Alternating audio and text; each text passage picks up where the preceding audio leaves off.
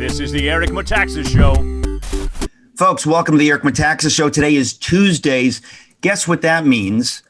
It means Tuesdays with Morris. Yes, anyone named Morris, but our first choice is always Dick Morris. He's not easy to get. He has the ear of the President of the United States, but we have certain connections. Every now and again, you know, we're able to call in a favor with the Lord of Hosts. And here he is, Mr. Dick Morris. Dick, thank you so much for being on today. Well, let me explain our relationship. I was sitting on an airplane and I was reading a book about the British guy. William Wilberforce. The book was called Amazing Grace. And the book was written by a guy named Eric Metaxas. And I was reading the book, and this guy tapped me on the shoulder from the seat behind me on the plane and said, "Do you like my book?" I said, "Yeah." "Who are you?" And he said, "I'm Eric Metaxas." So if there was ever, they say that coincidence is God's way of remaining anonymous. So I got the message, and I figured, hang on to this guy. He wants you to talk to him. I said when I met you, I remember I had just spoken at Asbury, Kentucky. It's a wonderful Christian university. And I remember that there was some problem. The weather was funny. And I had a choice of two ways to get home because there was a problem. And it was one of those faith moments where you pray. And I prayed and I got on a certain plane and I get on the plane. And who's sitting in the seat in front of me? In coach, the famous Dick Morris. And I was so blown away. And you very generously asked the person sitting next to me if you could switch seats with them. And we had a wonderful conversation. God arranged that. That was 2007, which I think technically is 13 years ago. Dick, what a joy to call you friend and to have known you for so long. Now, look, I didn't know that you were speaking with the president literally every day and that you have been speaking to him, that you've known him. You have told us on this program before that your father, who passed away at the age of 100 in 2010, was the lawyer for the young Donald Trump, and that you met him when you were in your 20s. And the old one too, his father, and for his father. Sometimes as I've been advising the president, I said, sir, I think both of our parents are looking down at us today and liking what's happening. There's no question. You obviously have been, you were most famously a pollster, first for Clinton, and when you're a particularly good pollster as you are, that can be so valuable to people like presidents of the United States. But I'm particularly thrilled, Dick, that you are working with this president right now. Tell us, I know you're not going to talk about the Dominion voter machines. You're not in on that, but you're in on, you're down in the weeds. I heard you last night on Newsmax talk about what we can do. This to me is huge, that you said that we, the American people, have something we need to do and can do. And I want you to tell us about that. So tell us about the swing states and what we can do. Well, first of all, let me assure you that I am convinced we carried Georgia and Wisconsin and Michigan and Pennsylvania and Arizona. And I'm confident of that because I conducted very large sample polls. Typically, polls are about 500 or 800 respondents. These were 2,000 apiece, so there's almost no margin of error. And it predicted Trump winning all those states by 3 points or more. And I'm convinced that we did. What I'm urging is what the president suggested to me over the telephone the day before yesterday. He said he's convinced that he won and determined to fight this on. And you're convinced that he won? Yes. Okay. I gave him two quotes, one by John Paul Jones, "I have only just begun to fight," or was it Stephen Decatur? I'm not sure which one. No, that was John Paul Jones. And the other, we know it was not Tennyson and it was not Dylan Thomas. It was John Paul Jones. Oh, I did my Dylan Thomas quote for you over the phone the last time. Yeah. Yeah. No, but you said, I said, I don't think that's Dylan Thomas. And you said, no, you're right. That's Tennyson. And that's a beautiful quote. But John Paul Jones said, "We have not yet begun to fight." So that's the first quote. Yeah. And the other is by Dylan Thomas. It was his, he said, "Do not go gentle into that sweet night. Tennyson. No, that's Do not go gentle into that good night. Rage, rage against the dying of the light. yeah. Well, let's Charge check of the it Light while we're off the Brigade. air. No, it's well, listen, they're both great quotes. We don't care. We can take credit for them. Good. But you're telling me that you feel the president ought to do that, and the president himself is convinced Yes. that without a question, if we counted the votes accurately, he really did win. And you Yes. yourself are convinced of that. I take you Yes. very seriously. Yeah, I'm very totally convinced of it. So here's what we need to do. The president emphasized to me that the power to assign electors, to choose the electors who actually choose the president, is vested in Article 2, Section 1, look it up yourself, of the U.S. Constitution in the state legislatures. And the actual quote is on my website, dickmorris.com. And he said that he felt that the key need here was to mobilize the Republican leaders of these states. All of these states that are at issue are controlled by Republican state legislatures. 4 of the 5 have Democratic governors. Georgia has an anti-Trump Republican. But the point is, all 5 have Republican legislatures. And he was urging me to tell people to call the speakers and majority leaders of those houses to urge them to count the votes accurately. And specifically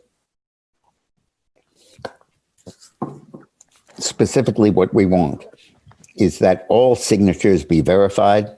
In some states, there's a court order not to verify signatures, but the legislature can override that. Secondly, to check to make sure that all counting and recounting and auditing is done with a Republican inspector right near it at the table, watching it as it's happening. And finally, that the Trump people be given a full list of the registered voters who cast votes so that they may check that to find out who's still alive and what the deal is. In Georgia, for example, there are almost 200 people who voted who are between the ages of 105 and 110.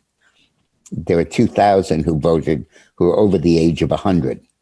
There are 27,000 in Georgia who voted who are over the age of 90. Now, I wish the people of Georgia good health, and I celebrate the health of those individuals, but pardon me for believing that maybe some of them didn't vote and they're dead. And we can't tell that until we get the list of the people who voted. So what we're urging people to do is to call, write, and email the Republican leaders of both houses of those states.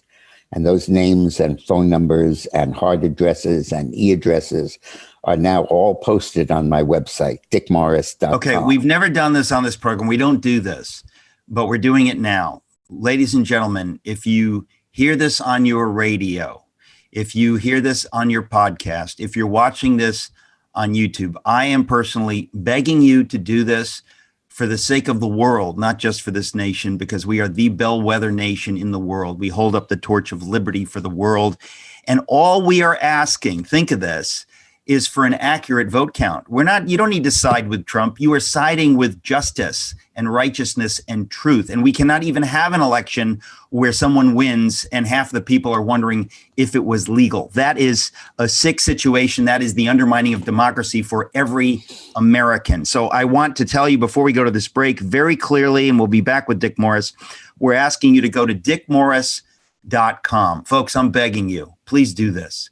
Every one of you, go to dickmorris.com. He has there listed the Republican speakers, majority leaders, whoever it is, in the 5 states we're talking about. We're talking about Wisconsin, Pennsylvania, Michigan, Arizona, and is it Georgia? Georgia. Okay. And so those are the Eric, 5 states. If you live and it doesn't matter where you live, whether you live in the state or not, Wisconsin, Pennsylvania, Michigan, Arizona, and Georgia, that any American would write to them, urging them to do these things. When we come back, we're going to go over this. Very important. Don't go away. Folks, I'm back talking to Dick Morris. You know how I love to joke around?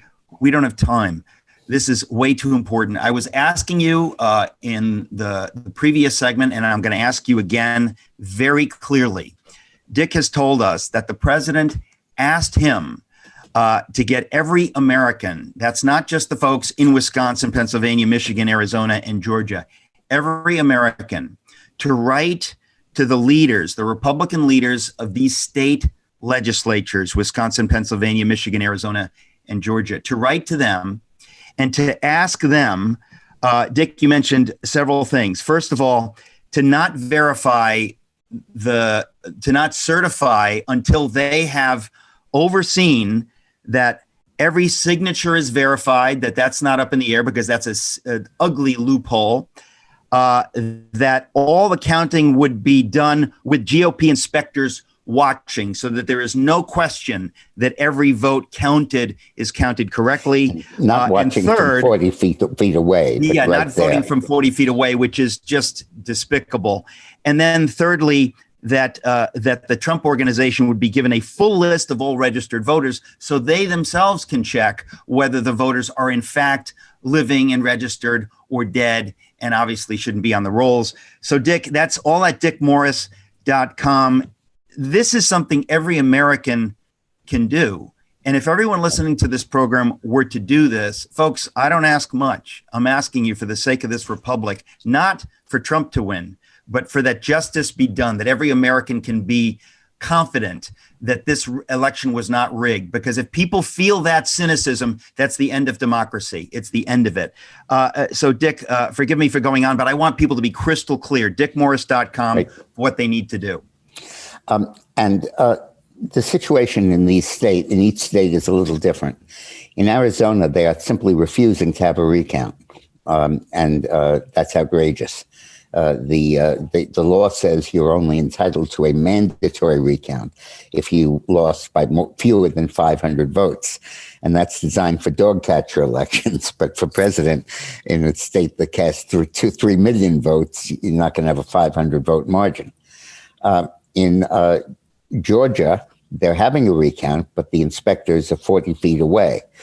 There's no way the Republican can see them doing this recount, much less check the ballot. What is that? What kind of a joke is that? I mean, I don't really even understand. Democrats being partisan. It's the election. It's called cheating, Dick. It's called cheating. How do you? How is that possible? How can the lawyers? How can this be possible that they would allow? Well, it's obviously cheating. I think Trump's people were asleep at the switch and should have been there in these polling places protesting. Certainly the recount. During the recount, they were protesting, but they were not listened to. Also in Georgia, I think I said earlier, but let me repeat, there were 200 people between the ages of 105 and 110 who voted. There were 2,000 people over the age of 100 who were supposed to have voted. And there were 27,000 people over the age of 90, between 90 and 100, who were said to have voted. And I wish everybody health in Georgia, but somehow I don't think all those people actually voted. Okay, so, the Georgia in the Soviet Union, that's where they eat yogurt and they live to 160. The Georgia in our country, most people don't live that long. And so this seems a little bit fishy, if I can say so. So we want to call them and have the phone ring, maybe in the casket, see if they're alive, and see if they actually voted. Now, in Wisconsin, there is an honest recount underway, and it'll start. It started on Friday. It'll take 2 weeks. It's a long process, but I believe at the end of it there will be justice. Now, in Pennsylvania, there are 1,000 cuts. The first is that the law only requires a recount if the election is within 0.5%, and it is now 0.7%. And I believe that what they did was consciously recount and add phony votes until they could build it up to 0.7%, so as not to trigger an automatic recount. We know that 630,000 votes were cast in Pennsylvania after November 3rd. And the situation with that is this. The Republicans before the election sued and went to the Supreme Court and said, you can't let states count ballots after Election Day. And 4 judges said yes and 4 said no. At that point, Barrett had not taken office yet. Actually, she had taken office, but she recused herself because she said she hadn't had time to prepare to vote on that. She took office one day before, Right. So she was right to do that. But the problem then is that after Election Day, it turned out that not only were they recounting after the date had expired, but that they were doing it without Republican inspectors observing it and without verifying signatures. So the Republicans went back to court, and Justice Alito heard it alone. He's the presiding circuit court judge for Pennsylvania, and ruled that they have to pay attention to the requirement, have observers, and check signatures. And apparently they did not do so, even with the revised order by Justice Alito. So the Trump campaign is asking for those 632 ballots to be examined, audited, and potentially disqualified. In Georgia, there's one other wrinkle that's kind of interesting. The reason that they did not verify signatures initially is that there was a consent decree that the Secretary of State, who is allegedly a Republican, Raffensperger, my new favorite human being, but is in fact strongly anti-Trump, he signed a consent decree last year with the Democratic Party saying that he would not verify signatures on mail-in ballots. Not verify signatures on mail-in ballots. The Democrats had just lost the governorship. Stacey Abrams was the candidate. And she claimed that the Republicans were suppressing the vote and that requiring signatures and verifying them was part of voter suppression tactics. Yeah, it's obviously racism to expect Black people to be able to sign their names. That's very obvious, Stacey Abrams. So thank you for pointing that out. Please continue. And the court, citing this court ruling, which is a consent decree, it was his ruling, but in agreeing to settle the lawsuit on these terms, he committed the state of Georgia not to verify signatures. So that needs to be set aside as well. So this is a long process. It's not going to take a day or a week. It's going to take 2 to 3 weeks. It will be completed, I believe, by the time the Electoral College meets on December 14th. Now, beyond that is the issue of the horrible shenanigans with the Dominion voting system. And there's a lot of evidence that the system was gamed, not only this year, but in 2018 as well, in key congressional races, to switch votes from Republican to Democrat, and in this case, from Biden to Trump. And people like Elizabeth Warren and other Democrats have themselves warned in years past against using Dominion voter machines. So this is a bipartisan issue. People have seen problems with these machines for a long time. And it's more than problems. It's China and Venezuela. Dominion Voter Systems is a shell company that's owned by a parent company that was founded by two pro-Chavez Venezuelans. And they worked in cooperation with the Chinese Communist Party to develop the Dominion voter system and the software that it uses. And many states, including Texas, have refused to let that system anyways near their voting machine because of that reason. Now, this country was paralyzed for 2 years while they invested a phony charge that Trump used Russians to win the election. And that's based on $100,000 of social media advertising that amounted to a drop in the ocean. And this is Chinese meddling in our election that is motivated by the desire to get Trump out of office and actually cuts at the core of the voter system, the counting. Remember the great quote by Joseph Stalin: "It doesn't matter who casts the ballots, it matters who counts the ballots." Nothing more cynical, but what do you expect from Joseph Stalin, one of the most evil men in the history of the planet? Dick, we have about 45 seconds left. What can you tell us before we go? What about Philadelphia? Anything? Let me leave you laughing. My mother was a famous writer of magazine articles and stuff. And she wrote an article about how Svetlana Stalin, Joseph's daughter, defected to the United States. And she developed a lifelong friendship with Svetlana and went to her house in Arizona. And Svetlana had her child on her lap, and the phone rang.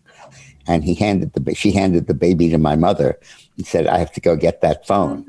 And my mother, a descendant of Hungarian Jewish immigrants, said, "I am holding Joseph Stalin's granddaughter in my arms."